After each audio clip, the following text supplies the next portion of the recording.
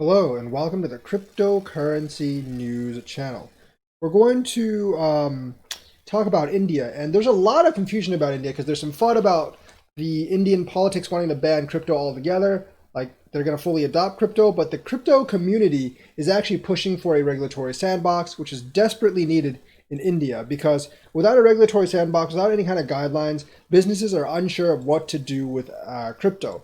So in the 7 months since India's top court allowed banks to legally service crypto platforms, users and trade volumes at local exchanges have increased. But of course, people are very careful and wary because they don't really have any kind of regulatory guidelines, because regulators have said little about the rules for crypto trading.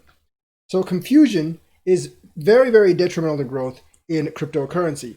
So they want to introduce more clarity. Some in the Indian crypto community are pitching a way to let platforms stay active, but in a cordon part of the market supervised by regulators. So they want kind of like a supervised sandbox for regulators to actually watch crypto projects, otherwise known as the sandbox approach.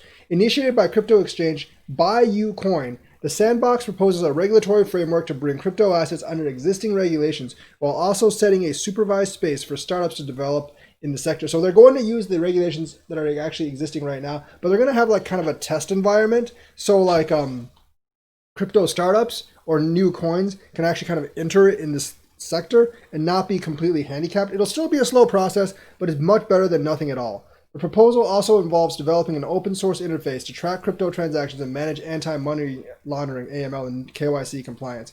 So obviously, like they want an interface to do KYC AML. I think if they actually have a KYC AML interface, I do think a lot of this stuff will actually be much easier, and the regulators will like back off a little bit, because I think like not being able to do KYC AML is what has a lot of regulators like all up in arms over crypto.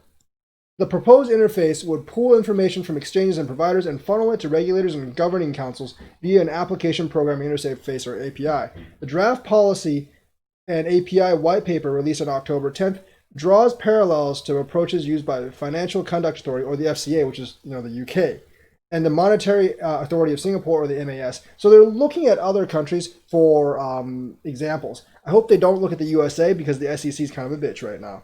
The framework document notes that even though the Indian Central Bank has operational sandboxes for retail payments and fintech platforms, cryptocurrencies have been kept off the playground.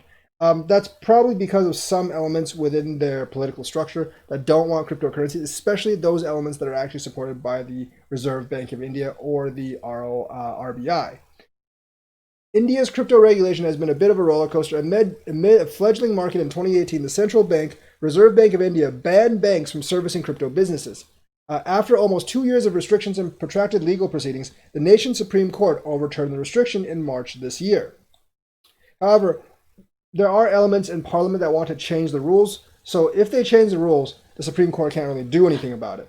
Rumors of another crypto trading ban made the rounds in September, but no such policy was announced. Now, there's definitely opposition to the crypto trading ban. So Indian companies essentially are very, very weary of what to do with crypto, because they really don't know what the government is actually going to come down with. Like, are they going to ban it? Are they going to support it? Are there going to be restrictions? So that's why they want a regulatory sandbox. Once they have a regulatory sandbox and things get kicked in motion, I believe India can actually become one of the biggest crypto markets because of its massive population. And I think India will gain wealth very quickly over the next 2 decades.